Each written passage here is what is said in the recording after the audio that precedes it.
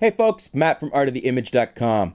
So once again with the Sony a65, we just did the a65 versus the Canon T3i600D, and people are wondering how the a65 measures up against the D5100.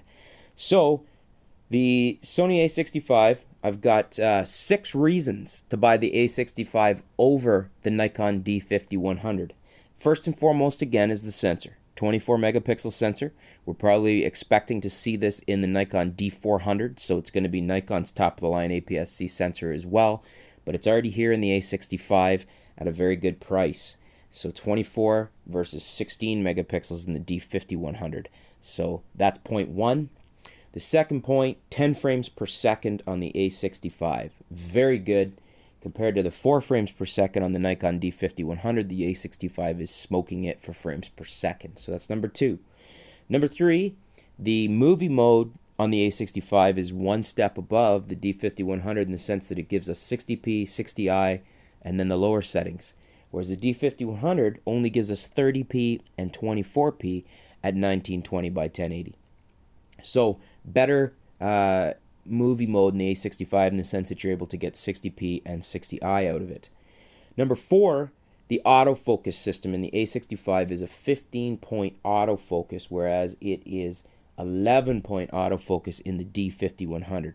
Now on paper this actually looks better for the a65. In reality it may come closer to a draw with the D5100's 3D tracking, but at the moment I'm going to give the a65 the point there, so that's point 4.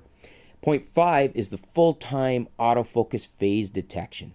The D5100, like its brothers, does not do well in continuous autofocus in video. It actually pretty much unusable. Now we have the a65 with full-time autofocus phase detection. We should be seeing amazing video focus for the first time in a DSLR, and the a65 offers it.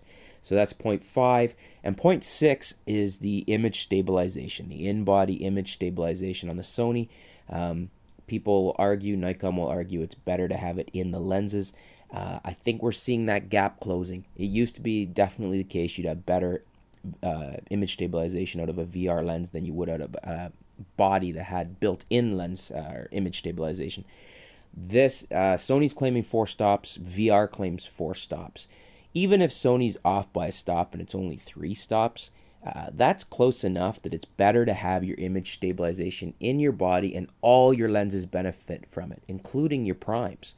Whereas paying more money for VR stabilized lenses and not being able to have the VR in lenses they don't offer with the vibration reduction, such as the 50s and some of the other primes and even some of the zooms. So really good benefit there. So that's number 6. So that's 6 reasons why you would want to buy the a65, the new Sony a65, over the Nikon D5100. And thanks for tuning in, folks. Stay tuned. We'll be back with some new videos, some new articles. We'll keep you up to date with what's going on in the world of photography. If you have any comments, post them below. If you're interested in the a65, let me know. If you're thinking you still prefer the D5100, if you disagree with any of my points, let me know. And as I mentioned in the past video, folks, check out, if you have kids or know people with kids, check out pumpernickelpark.com. I'm an author of children's books as well, and we've got some great children's ebooks available there. They're available through Amazon. They're 99 cents each. They're great on your iPad, your iPod Touch, your iPhone. Keeps the kids amused. Good quality, fun books. And the other thing is, if you have kids, tweens, teens, that have been interested in the Diary of a Wimpy Kid series, or Big Nate, or the Dork Diaries, any of those, we've got, I just started this summer, Diary of a Nerd King.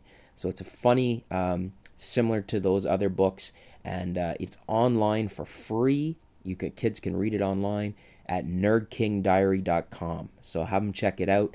If you know anybody with kids, you don't have kids, then pass on these links. I'd appreciate it.